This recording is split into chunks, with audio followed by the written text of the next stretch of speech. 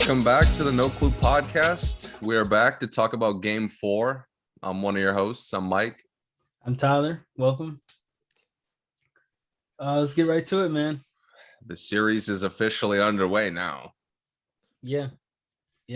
Best two out of three at this point. Right. Mm-hmm. You know, I lost a lot of sleep thinking about this game. I'm going to be honest. Mm-hmm. I don't remember if I've ever been so just confused, like angry, frustrated by a single game. Mm-hmm. And what I want to do for this recap, I want to talk about the main point last, and you know who that is. Okay. Yeah. So before we get to the main point, I want to talk about some of the smaller things that we both saw. Positive or negative to start? Doesn't really matter. We could just go one for one and kind of react. You know, I feel like we'll be on the same page with a lot of the stuff. Okay. But I got to start. I'll just start with something negative, unfortunately. And the reason I want to do this is because, like, I don't want the main point to distract people from how ugly this game was. Okay. And my first point is Mike Budenholzer was awful again. Yeah, I agree. It frustrated me that they won the game because I didn't see Mike Budenholzer. Not a single decision he made was like the right one to me. Mm-hmm. I never saw them come out of a timeout and run a good play. Nope. I never saw the substitutions. I mean, we've been talking about it all series, all playoffs. Yeah. It doesn't make sense. No, it doesn't. You know how bad the substitutions are now that I think about it?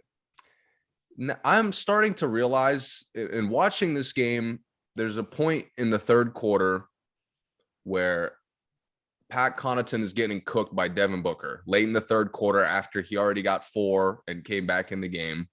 Yeah. This is maybe like the third stretch of the game where specifically Pat Connaughton is getting cooked. This is when Booker had the 7 field goals in a row. Yes. And I think 4 of them were on Pat. Yes. Straight. And he at one point, like, they run a pick and roll and Holiday is guarding the screener. Mm-hmm. And Booker says, no. This isn't the pick and roll I want to run. Corner guy that Pat Connaughton is guarding, come set me one. Yeah. Again, he's already got a 30 piece at this point, I'm pretty sure. Yeah. I'm looking at it and I'm like, wow, this team is missing DiVincenzo. We haven't said that. We haven't even thought about him all playoffs. That's bad. If someone's getting worked that bad that you miss DiVincenzo. Again, it's so bad because we kept talking about how out of place DiVincenzo looked. Yep. And I'm watching the game and I'm like, yo, y'all are missing the guy that y'all had no role for, no consistent like assignment on the team for, and right. Y'all are missing him. Right. I don't understand this obsession with Pat Connaughton. I don't get it. And a lot of the times, I mean, in that stretch, a lot of the times they weren't even off the screen and rolls, off the switches. He was just coming down and, maybe it was a transition or a turnover and Connaughton just happened to pick Booker up and, got exposed immediately. Posted him up twice. Oh, he was showing the whole bag on Connaughton. He was. Like he was playing king of the court on him. Yep. I don't get, how do you look at Jeff Teague do positive things and yank him from the game? And he's the one guy who I'm confident in his defense. He's one of those guys who won't get cooked like 4 times in a row unless it's like a Hall of Famer. It's time to use the fouls. When I've given up 3 straight buckets, it's time to use a foul. Yeah. I'm hand checking. Right. I'm reaching hard. I'm showing you're not just going to do that easily on me. Yeah. And I mean, you've talked about Bobby Portis extensively, and again, every minute he was out there, he was doing positive things On both ends. on both ends, and he's getting yanked. Budenholzer has the depth that he can go in and have 5 on the court and have 0 mismatches, or 5 guys on the court that can pick up anybody. Yes. Because like he can make it so PJ Tucker is in at the 2. Like with Middleton and Holiday and Portis and Greek Freak. I mean, he does it all the time. But when it's time to actually play defense, which in this day and age, the third quarter is the most important quarter in basketball, and he has Connaughton out there getting worked. The first 46 minutes of the game, I don't think Pat Connaughton, maybe he got an assist. Maybe, he grabbed some rebounds. He didn't really go get any. Right. I mean, how do you play a guy out of those 46 minutes for 30 to 35 and he does nothing positive and he never gets yanked? Right. I mean, the starters are getting yanked when they do dumb shit. Yeah.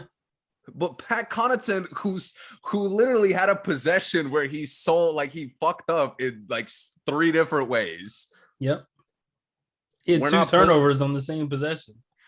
We're not pulling him to the side and having a conversation with him. And a foul 96 feet from the basket out of the 94 feet on the court. I don't get why. Like Budenholzer, it's almost like Budenholzer wants us to think that they don't have any depth. I know. We know that's not the case. Forbes didn't touch the floor. Teague, like you said, had great moments 2 minutes out there. It's terrible, man. I don't get it. Like Giannis is getting tired. Brook Lopez is playing bad enough to get benched. Drew Holiday was begging to get benched. Yep. There's no way Teague missed 47 minutes. There's no way Teague misses that many layups. No way. Teague, first thing he did was come in and get fouled immediately. Did Drew Holiday take free throws? It didn't look. He might have took a couple, but it didn't look like it. Yeah, he took a couple. Yeah. That's it, though. I mean, how do you take 20 shots and you get what? A couple free throws? He had 5. Doesn't seem. I think maybe 2 were at the end, the very end of the game. 2 or 3. Okay. Yeah. But I guess we could get into another point because I don't have too much to say about this, but I mean, Drew Holiday was atrocious. Absolutely terrible, man. And I want to make one thing clear for another. Again, sometimes I like to educate the people who don't actually play basketball, that are just basketball fans. There's a big difference between shooting bad and playing bad. I would say Middleton last game shot bad. He didn't play all that bad, but he shot really bad. What Holiday did last night was a mix of both.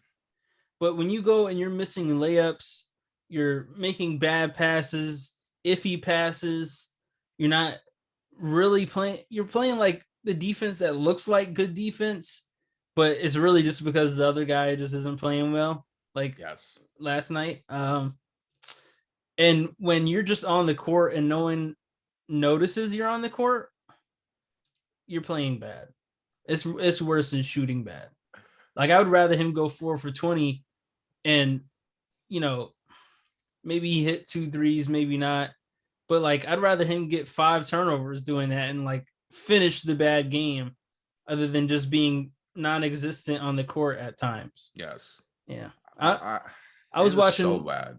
I was watching one of the sports shows this morning and they were commenting on how they thought Drew Holiday got hurt in the first half or something because they just couldn't understand why he wasn't making any impact on the court. But, he didn't look hurt at all, by the way. Nothing about his struggles looked like he was limited in any way. He was just out there. That's it. He looked at one point. I honestly, at one point, he looked high. That little, like, he got the putback and he like almost came down and just threw it up. Yeah. And obviously doesn't go in, but Yep. he's like frustrated. Like, he's like, why would you even take that? Right. Yeah. It's weird. It's weird. We can go from him. Oh, I'll say this. The 3-point shooting on the Bucks, like, they've proved multiple times that they don't have to hit a lot of threes to win the game. Like, they're not one of the teams that needs to outshoot the other team from three. But they were 7 for 29. And Phoenix was 7 for 23 and only lost by 6. But Lopez 0 for 5. Holiday 0 for 5. Greek Freak 0 for 2. PJ 0 for 1. Middleton 3 for 8. It's not too bad. I'm okay with that. Connaughton 3 for 7. I didn't even notice Connaughton's threes. I liked Bobby's 3, 1 for 1. I like it.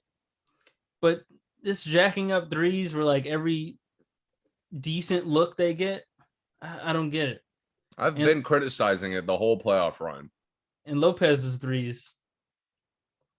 Disgusting. He shot 2 on 1 possession. You remember that? Yeah. You can't, again, going back to Budenholzer, you can't call yourself a good coach and allow guys to take shots like that.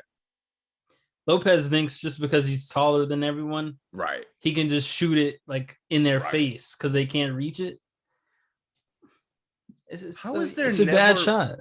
How is there never, like, everywhere, every team I can think of with good leadership, somebody has the voice, whether it's the coach or a player, somebody has the voice to like call out when bullshit is happening on the team. Specifically when like awful shots are going up, when awful decisions are being made. Yeah. Why is there nobody in Milwaukee that's willing to do that? I don't know. And there's no one to tell guys what role to play, when to say, okay, like, you don't do that. Like, that's enough of that. Like you said, they don't stop anything. Lopez is, how tall is Lopez? 7'1"? Yeah, big 7'1". He had the least amount of rebounds on the team last night. And what pisses me off is that doesn't surprise me. That's what frustrates me about it. Exactly. I really don't understand. T came in for 11 minutes and matched Lopez's rebounds at 6'2". I mean, they got the commentators sitting there talking about what a great rebounding guard Pat Connaughton is. Yeah, he gets rebounds, but it's only because no one else is going for the rebound. It's like, it's just like a rebounding drill. No one else is attacking. Like, you've done the rebounding drills where they just shoot it and just say, all right, go get it and push the ball. That's what it's like for him. No one else attacks the boards. And it's like Brook Lopez has never done that drill in his life. Yeah, it's true. Because I know a lot of guys who drift on. Kevin Love drifts on the perimeter. Chris Bosh in Miami spent a lot of time drifting on the perimeter. Yeah. Those guys didn't just not fucking rebound. You never question them as rebounders. Never. No. Lopez doesn't even get defensive rebounds. No. I mean, he had 1 rebound last night. So it's not just, crashing the offensive boards. He was never under the basket. Yeah, I mean, there's certain aspects of it that are coaching and design issues. Yeah. But again, like, you're 7'1". I don't care where you are on the court, dude. Yeah. You could give me 5. It puts the team, their best chance to win is with Lopez having at least some rebounds. More than one. Being an inside presence. He's by far when he's getting getting in like inside opportunities, he's shown repeatedly that he's the smartest inside presence they have. Yeah. And he's not the most dominating, but he's the most high, like he has the highest IQ. In any given quarter, he could be dominant in the paint. Yes. Any given quarter. One other thing I saw about Milwaukee's defense for the first 3 quarters of the game, they were just relying on Ayton to just miss easy shots. And they were relying on bad passes, which Phoenix did make. They had a lot of turnovers, but they weren't stopping any other shot on the court. Ayton was getting any shot he wanted, any look. When he got it, they were just hoping he missed it because they weren't defending the shots. Yes. Sometimes they made him catch it like short corner and he overshot it a little bit or shot it short. Yeah, and Ayton could have played a little bit better. You know, he could have played significantly better. Yeah, as far as making a lot of, you know, good shots that he got. Yeah, but the thing is, Milwaukee let him get a lot of good looks. They did that again next game. Ayton is making a much higher percentage of them than he did, you know? Right. And then, you know, if he had made some of the easy shots he had, they might have blown Milwaukee out. You know what's weird? I didn't see, and maybe I missed something. You know, I missed about 45 seconds of the start of the second half. So yeah, that was my bad. Some drastic. No. I'm just saying, like, I didn't miss much of the game. Mm-hmm. I didn't see like a strategy to take something away from Milwaukee or from Milwaukee. Okay. Because you know, this is even the bad defenses all over the league. They try to limit something.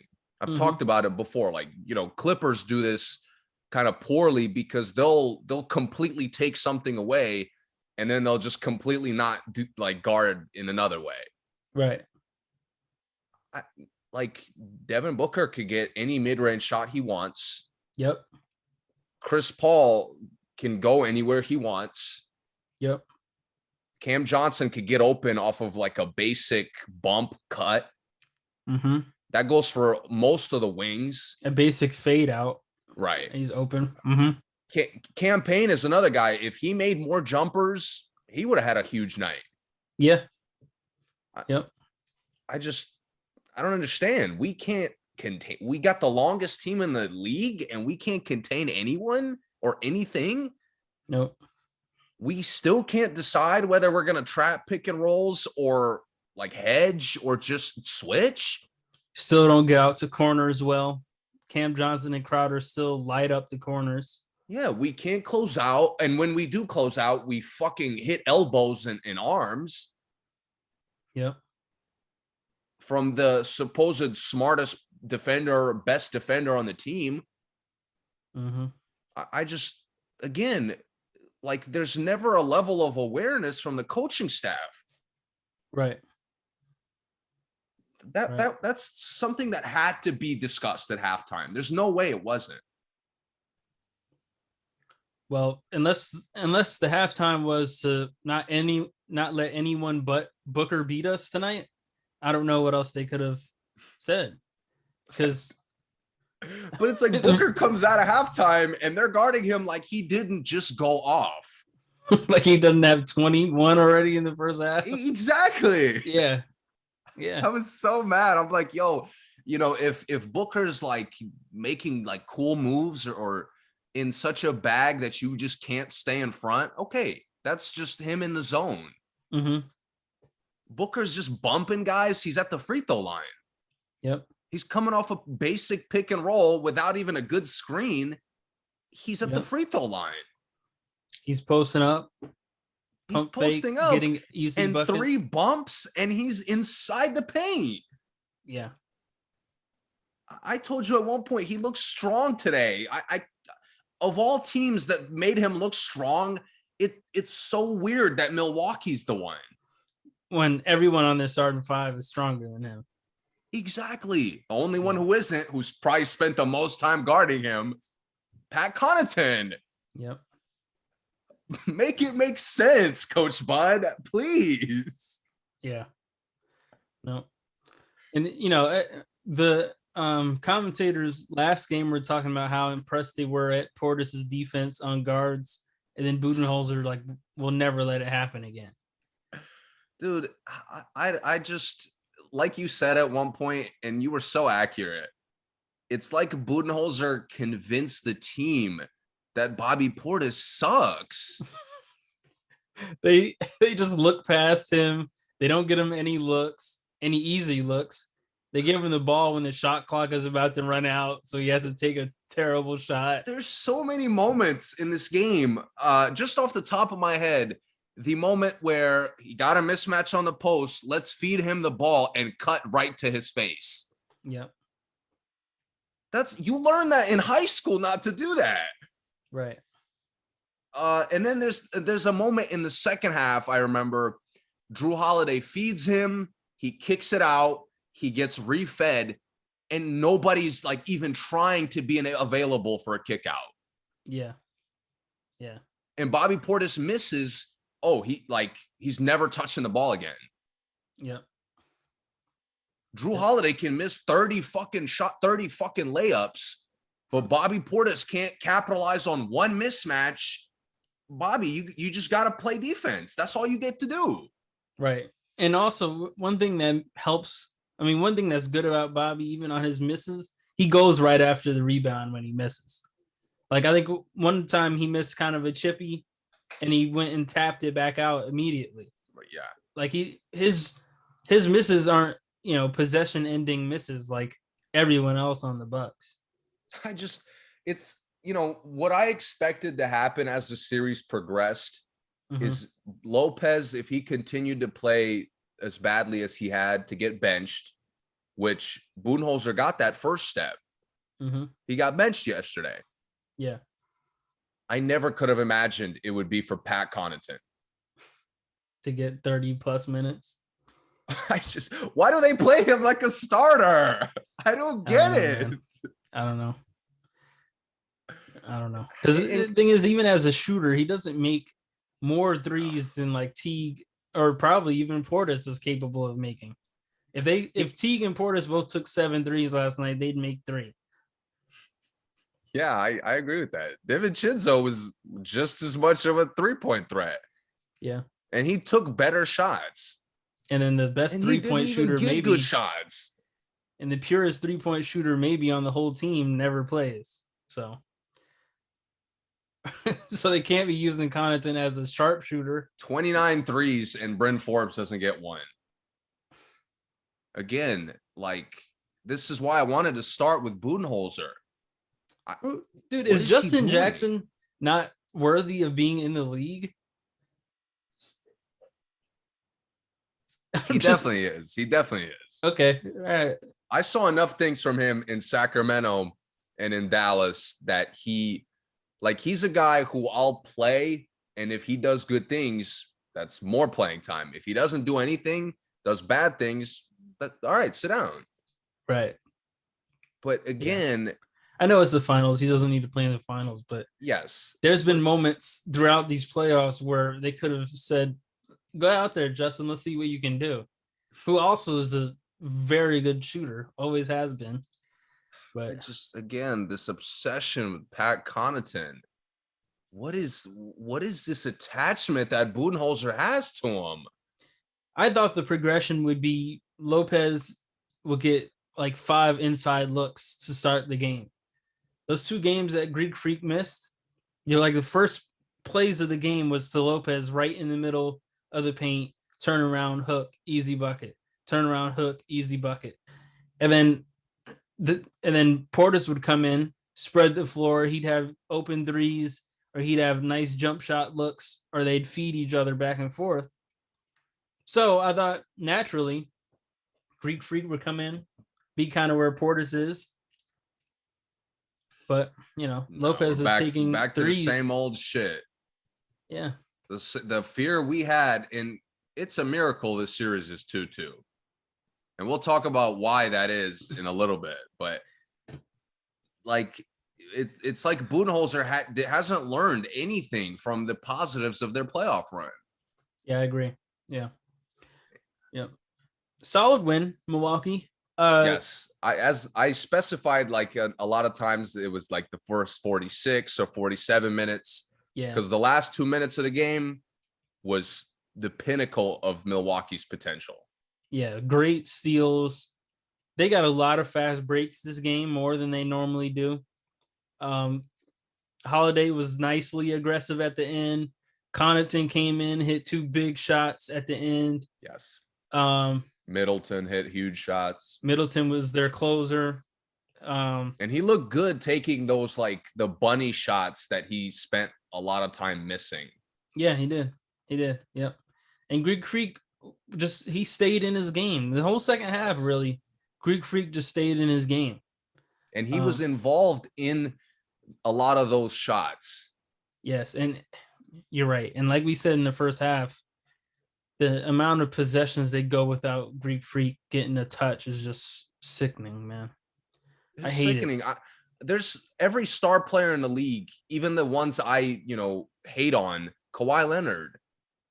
I expect him to touch the ball every time down. Yeah. Yep. Jimmy Butler, I expect him to touch the ball every time down. Yeah. Yep. Because neither of them, those guys aren't spot up shooters, and Kawhi, the thing with the Clippers, either Kawhi or Paul George has to get a touch, one or the other. Sometimes they can't always do one guy, but it's insane when Rondo and Zubac are playing 2-man game with 2 Hall of Famers on the court with them. Yes.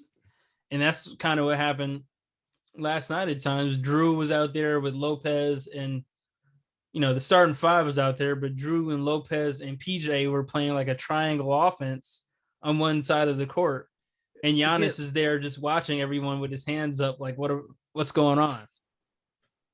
I've seen the 2 most selfish superstars in the league go quarters, halves at a time, like making sure both of them touch the ball. Kevin Durant and Kyrie Irving. Yeah. But Drew Holiday and Khris Middleton have the fucking nerve to not involve Giannis in the shit they do. Yeah. Even if, even Philly, and this is Doc all the time, Doc has that big man come up for like a dribble handoff, but it's really just so the big man can feel the ball in the court. Exactly. Blake would come almost up. Every good offense does that. Yeah. Blake would come up, touch it, give it right back to CP, or he'd touch it, he'd fake the handoff, turn, and look around, see what was happening. Just something as small as that. Yeah. Every good offense, every good coach utilizes that, with the possible exception of Scott Brooks. You said good coaches. That's true, yeah. Even Minnesota, who often makes the mistake of making Towns drift outside. Yeah. Who, another guy, by the way, drifts outside all the time. Never question him as a rebounder. Never. But even they include Towns when the plays aren't for him. Mm-hmm. I don't understand why you're in the finals and you're not going, especially considering the 2 previous games that Greek Freak had. Yeah. I'm like you said, I'm fining any player who isn't letting him touch the ball. Yep. And especially knowing that, we've mentioned times where Greek Freak attacks guys he probably shouldn't be attacking, but everyone on the court is a mismatch for Greek Freak. Like one way or another, it may not be always in that play, but there's no one as tall as him, and no one as quick and as tall as him, and as just overall strong. Yeah, so he has a mismatch on everyone. So he deserves to be able to look and see, oh, should I take this or should I not? Yeah. Let him make that decision. He's a star. That's what you do with your stars. Yes. And Ayton, even though Ayton has done a good job on him, especially in this last game in a lot of moments. Mm-hmm. Like they still, like you said, when he got the ball, they got good looks. Yes. It's like basketball 101. Because everyone immediately looks to see if they have to help as soon as he touches the ball. They say, okay, we back up. All right, someone else is here to help because they know he wants to do the euro or the spin, whatever. So they always get good looks off of that. The play should start there with him at the top of the key and then have two things going on the court in the corners. But, I rarely like how they initiate anything. Yep. It's like they play like there'll be 20 seconds left on the clock and they're playing like there's 5. Mm-hmm. What is going on? Yeah. Holiday takes a lot of threes where his feet aren't even set. Like he rushes pretty much every three, actually. His feet aren't set. Guys are running at him. It's clearly the poor shooting from inside, outside is clearly getting in his head because I see him hesitating. I see him not wanting to take shots that he just has to take because he's all available. Yeah. I would like to see them kind of try to get him a good look rather than just letting him suck. Mm-hmm. The same problem I have with Paul George and Ty Lue. Like, don't do something random to make it seem like you're helping Paul George, like post him up. Right. Don't just give Drew Holiday's playing awful. You don't just give him the ball and say, yo, Drew, how about you turn up on these pick and rolls? Right. It doesn't make sense. Nope. But there was another team that played in this game that we barely talked about. For the Suns, man, no one really mattered, but their big three to me. Crowder has had some weird shooting nights, so 3 for 10. I'm not surprised. Bridges. Crowder had a lot of positive impact with his just presence on the court. Yeah. Even the flops, just the good defense, the energy, the overall energy. And his fouls were good fouls. Yeah. Most of them. Cam Johnson played great to me. Again. He didn't get enough shots, but he played great. Yeah, it's weird. I wish, I understand why they don't include him more, but it would be nice these next 3 games, win or lose, maybe force Cam Johnson to be kind of the premier offensive wing of all the wings. Yeah, I'd like to see him get at least 10 shots a game. Just 10. It doesn't have to be more, doesn't have to be, anything crazy, but he should get at least 10 looks. 6 is you really can't even do anything with 6 shots. I mean, he did as he got double digits. Yeah, he did. That's better than you would most role players could give you on 6 shots. Exactly. And his shot is so pure, so smooth. He could get more shots. Campaign, he didn't really do much to me. I think some good, some bad. It seemed like Monty. It seemed like, for a reason we talk about later, Payne's substituting wasn't on schedule as it normally is. So I think he may have came in earlier than he's supposed to. Yeah. I'll mention that in a little while. Came out later, so it kind of made his substituting weird. I'm gonna be honest, man. I didn't even notice Torrey Craig out there. Nah, he played well in the first half. He played very well as the 5 at one point. Oh yeah, the first half. Yeah, he had the number of stretches where he rolled and got dunks.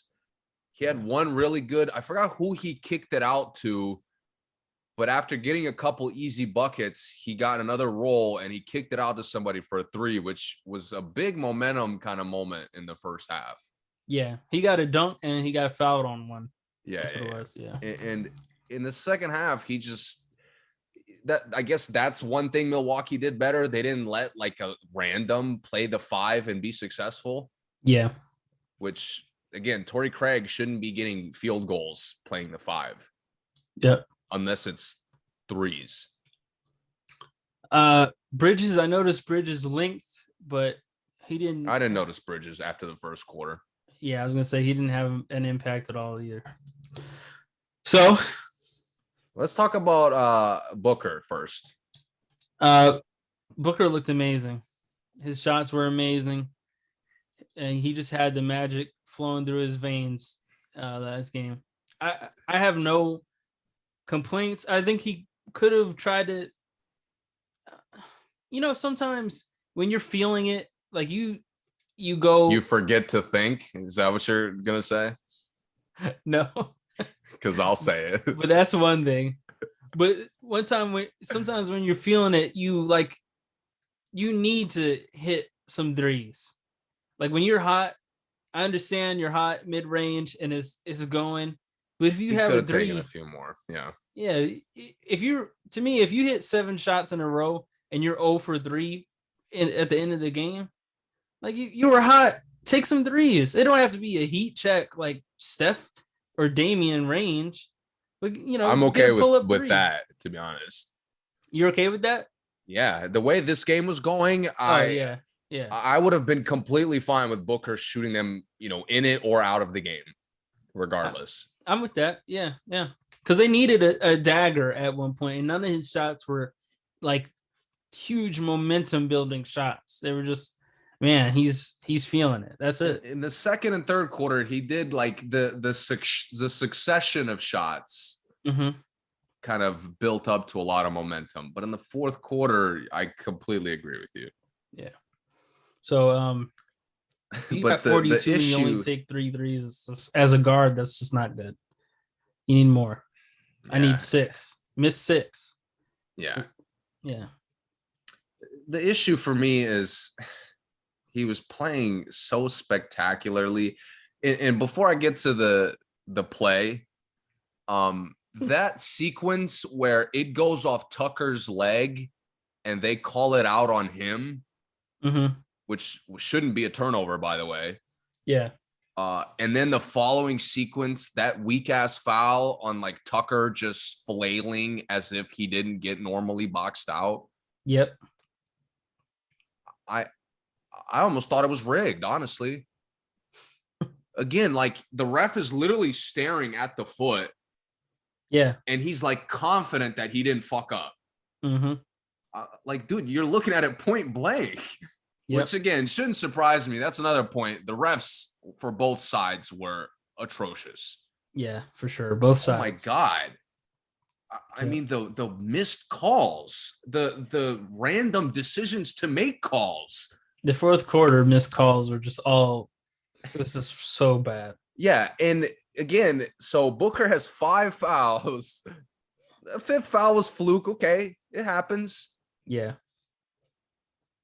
They made it up with the next 3 fouls that he gave. and then before the game is not over when this is happening, by the way, just for the people, just to set up this situation. Yep. The game is not over. Milwaukee gets a transition look or an opportunity. Mm-hmm. I don't care if they hit an and-1 3-pointer. It wouldn't have decided the game. Right. Booker inexplicably decides to take a foul. In his mind.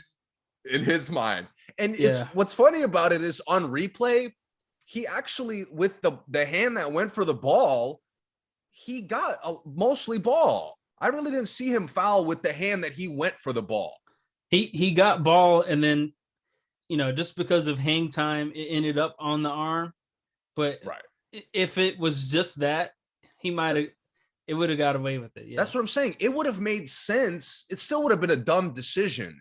Yeah. But it would have made sense that he's trying to make a defensive play. Right. But again, the beginning of the play is him, like, the other hand that doesn't go for the ball is him grabbing Drew Holiday and spinning him in the air. He's the reason Drew spun around, because he grabbed him by the waist. Exactly. Yeah. I seriously, my jaw dropped. and again, for those who missed it, nothing was called. Nothing at all. Nope. You just tried to get Booker in foul trouble with the awful calls. Now you're like saving him from coming out of the game when he obviously deserved to. Yep. And then go to the next one, the Khris Middleton one. It was a little bit after that. I think it was that one was the game was like that was the deciding bucket of the game. mm-hmm. It was also like if the game was a little bit more point for point at that point, I wouldn't have been surprised. Like I wasn't really surprised that it wasn't called. I wasn't surprised either, but it was a foul in the first 3 quarters of a game. That's a foul. Like it happens all the time. It's like a normal call for them to call a foul. But again, having watched 46 minutes of awful refereeing, I wasn't surprised either. However many minutes this finals have been, it's been all awful refereeing. Yep. I shouldn't be surprised. Yep. But like, it's bizarre to me that he got away with that. And then like, they just moved on. I've never seen anything like that. You know what that reminded me of? JR, and it wasn't as, disastrous as what JR did in the moment that JR did it. Mm-hmm. But getting the offensive rebound off the free throw and just running out. Oh, yeah. Obviously not knowing the score, which he still denies to this day. I don't know why. Right. But it reminded me of like, it was to that level of absent-minded. Are you saying on Booker's part or yes, the on Booker? Seriously, who takes their last foul? What star player have you ever seen take their last foul in a tight one possession game with 40 points? That's the other thing. Like if he had 6 points, I would get it. Like he's not doing nothing anyway. I wish he fouled out the previous game. Yeah. Yeah. Dude, he's carrying them. Like they wouldn't even be in the game without him. And he's like, again, his last 2 fouls caused him to sit earlier than he wanted to. Yep. And he decides to take a foul? That's one of the dumbest things I've ever seen. I think he only went for that second Middleton one because he got away with the other one. You might be right. Because the thing is, like you said, you're not surprised they didn't call it, but that was risky. For sure. But at that point, you have to get a stop. Oh, I got you. Yeah. Yeah. Because it was like, I think it was 40 seconds left or something like that. If that, it might have even been later because of an awful turnover. And at that point, like I'm okay with him fouling out because you just can't just let anybody get a bucket at that point. Yeah, I got you. Yeah, you're right. But man, from that awful decision by Booker that he got away with, it's like everybody was just like confused after that. In the last 5 minutes of the game, Booker played like garbage. For sure. He didn't have a good fourth quarter overall. He had the one like bank, like kind of push floater or whatever, I guess it was. Yeah. But yeah, overall, his fourth quarter was very bad. Yep. There was also a foul at the end of the game that I just lost my fucking mind at. Which one? The ref just assuming they took a foul. Yeah. Again, when Giannis didn't even step out of bounds to throw the inbounds. Did you see that? Yeah. But I've learned from KD's Golden State journey on the sideline or on the baseline. I mean, but again, I don't mind you missing shit. That's obviously that's going to happen all the time. Yep. But now you're trying to predict calls. The fuck is that? They didn't even get to him yet, really. Yeah, they're literally, they've just started the trap. As they start the trap, they take their hands off. And the ref just assumed they took a foul. Like, it's like the ref was like thinking of what Phoenix was doing rather than watching what's actually going on. Right. I would have got tossed for that. Did Monty have a challenge? Both coaches, for some reason, did not. I don't know. They did rule wise, but their choice not to use it at any point was completely bizarre. Budenholzer had like 6 times he could have used it.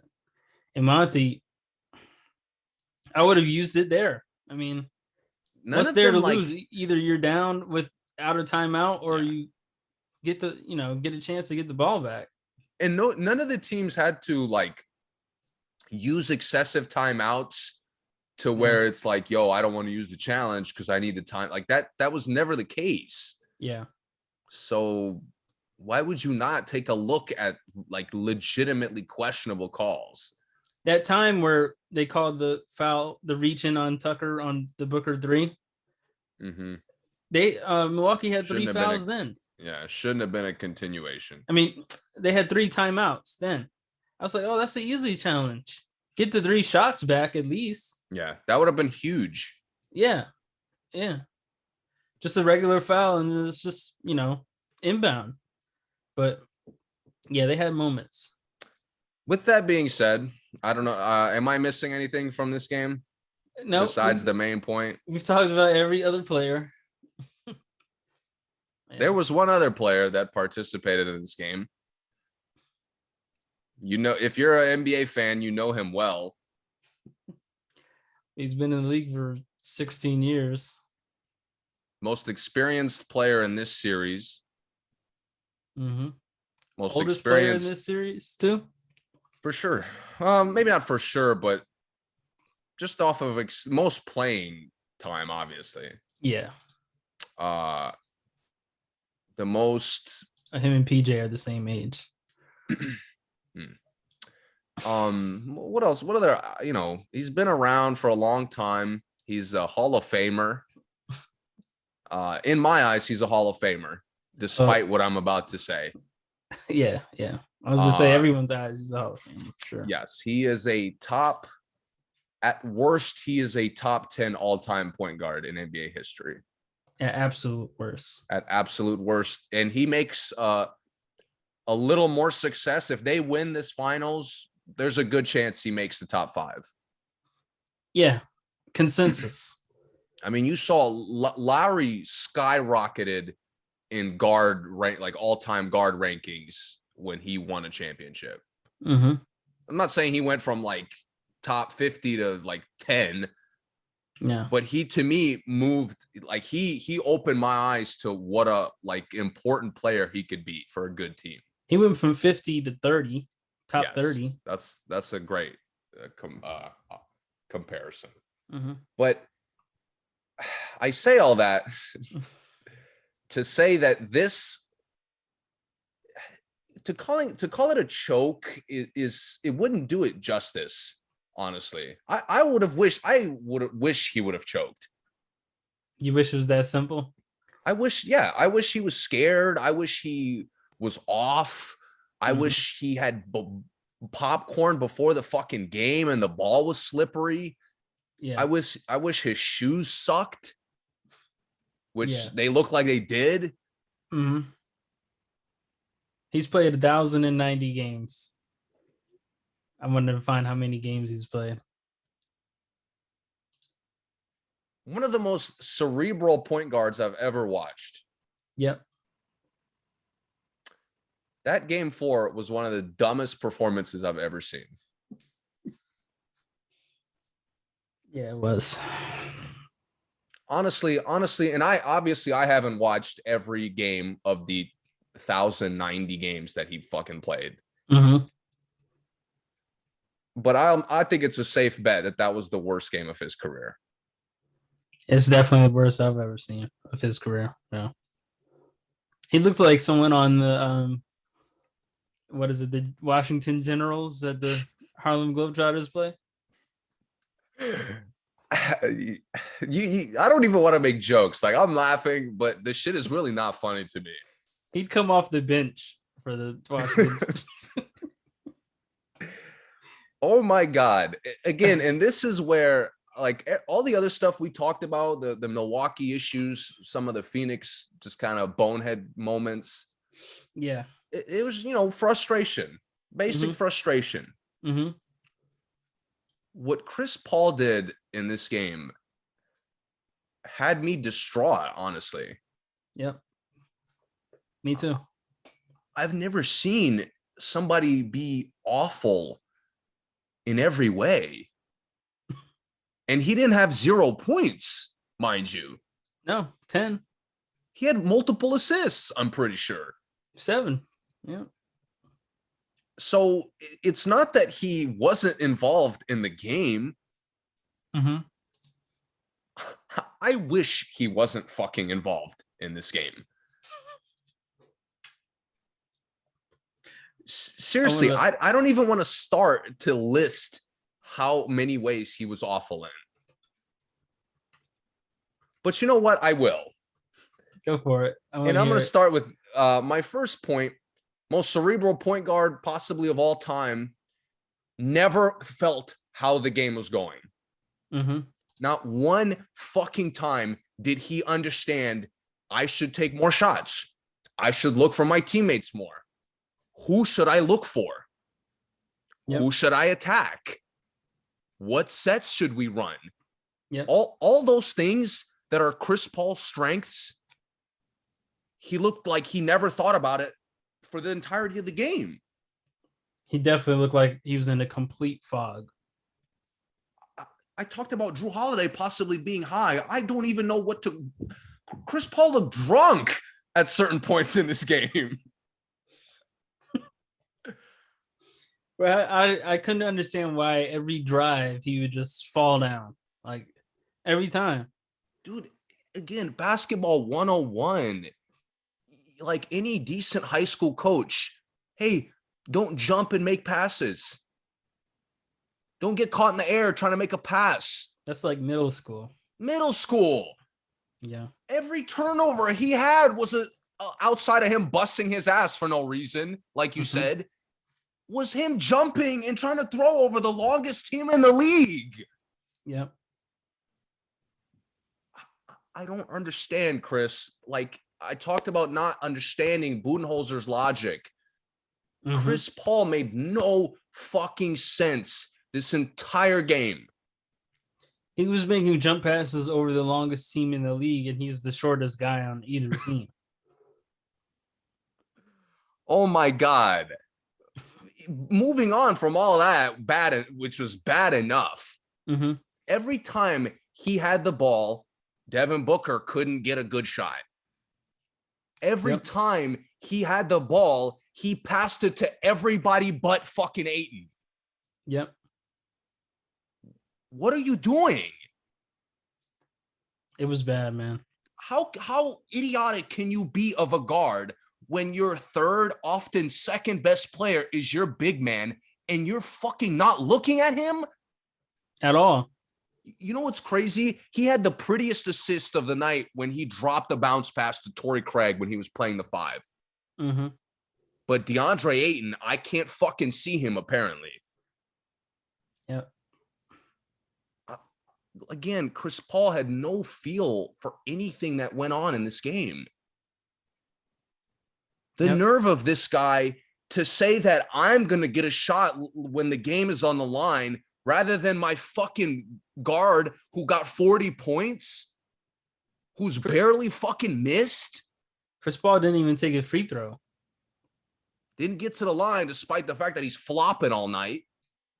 Yeah. Was that what he was doing? Flopping? Oh, when he had the ball, I couldn't tell you. I don't know what the fuck that was. Him busting his ass was just like, it just, at one point, I'm like, yo, Chris, how about you just just pass it, bro? Like, I've never said this about Chris Paul, but yo, for the first time, I'm looking at Chris Paul. I'm like, yo, don't try to make a play and pass it. Just fucking move it, yo. Let's get the ball out of Chris's hand. Exactly. Yeah.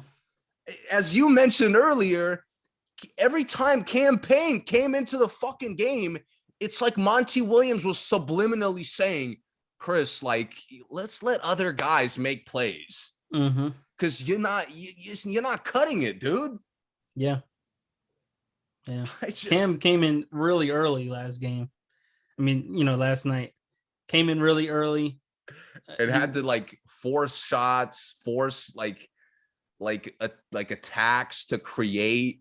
Yeah, he didn't look good. Then they kind of had him playing off ball because Booker was playing so well. So like Cam was like at the 2 at one point. Yes. Booker was being ball dominant. It was interesting. It was interesting, but it looked bad. Yeah. Chris Paul did a lot of complaining for his teammates. I never saw him make an effort to get a stop. Yep. I never saw him. I know he's the smallest guy. I never saw him make an effort to get a rebound. He's a 3-time steals leader or 2-time. He had At least 0 2 steals times. last night. 0. 0 steals. How many fouls did he have? He had 4 fouls. Not enough. Foul out. Not enough to not have any steals. Exactly. That's a game. Blocks. You can't play like that and not foul out. Yeah. Like, seriously, dude, get aggressive and get the fuck out the game, like screwing up. Mm-hmm. Don't act like you shouldn't miss any minutes in this game. Right. Just again, other things. Like I said, rebounding. I said he didn't defend a soul. Remember, I told you in the first half, Phoenix is defensive energy is great, but the communication is like awful. Yeah. Most of those plays were because Chris Paul closed out on guys that were already being guarded. Mm-hmm. Of all people to not communicate, the most experienced guy in this series, the guy who has more experience than some of the fucking coaches do. Yep. The utter level of stupidity, it blew my mind. Yeah. It blew my mind. Again, busting his ass. Chris, you cooked the first 2 games every time you got a mismatch. Now you got a mismatch and you're forcing passes to the wings. Hey, Chris, by the way, when you got a mismatch, Ayton often has a mismatch too. Yep. Ayton, who's carried you defensively, who's carried you offensively numerous times. Mm-hmm. You're not looking for him or Devin Booker, who's cooking? Ayton didn't shoot any free throws either. That tells me he didn't get the ball enough. Not enough at all. And what's crazy is, remember you talked about, we had a conversation off air about how good Devin Booker like is or isn't. Mm-hmm. And you said how he had Chris Paul to set him up for shots. Yeah. While a lot of the guys compared to him, they don't have that luxury. Yeah. It didn't look like a fucking luxury yesterday, I'll tell you that. It didn't. It looked like a fucking handicap. That's what it looked like. And the crazy thing is, what was kind of interesting about Milwaukee, they still guarded CP like CP was playing well.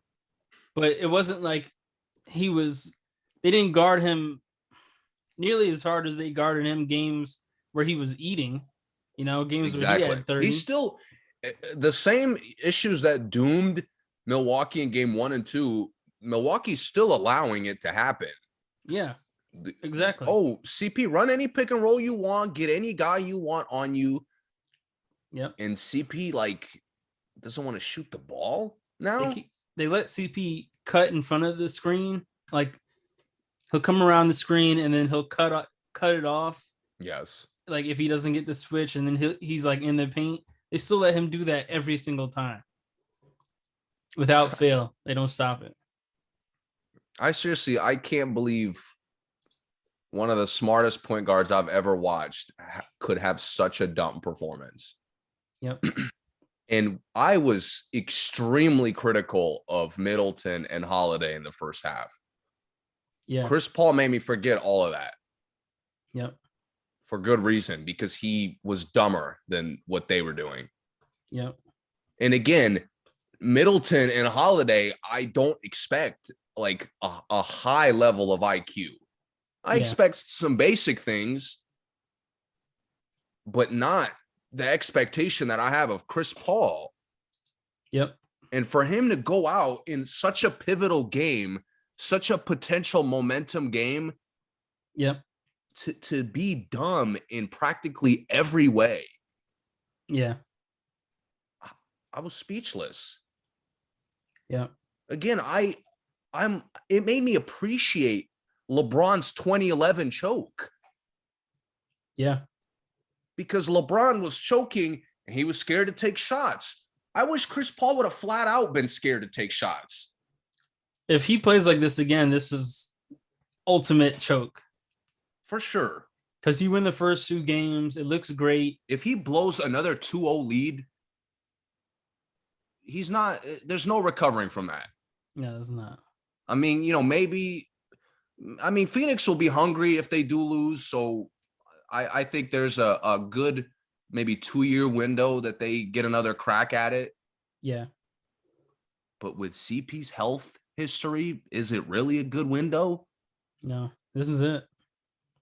And the thing is, with Booker getting 40, like, you have no excuse. Like, it's different if he choked and no one else on the team played well, but you can't choke and someone on your team get 40 and you guys still, average 40 and you guys still blow the lead, blow a 2-0 lead. Honestly, man, I wish there was like Drew Holiday flat out sucked. He did. I wish Chris Paul would have flat out sucked. Yeah. Again, like, you look dumb in every aspect of the game. Yep. When the reason people love you, the reason you're like so highly regarded is because of how smart of a player you are. Yeah. Yeah. I really don't know what to say. I mean, I've said it all at this point because, I get very heated about bad basketball, but my God, that was a new low. Yep.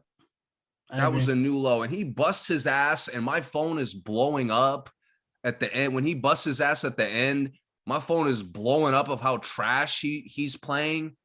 Yeah. And I'm like, yo, it's worse than trash. Like, Drew Holiday's trash. Yeah. What CP is doing is completely just like brain dead.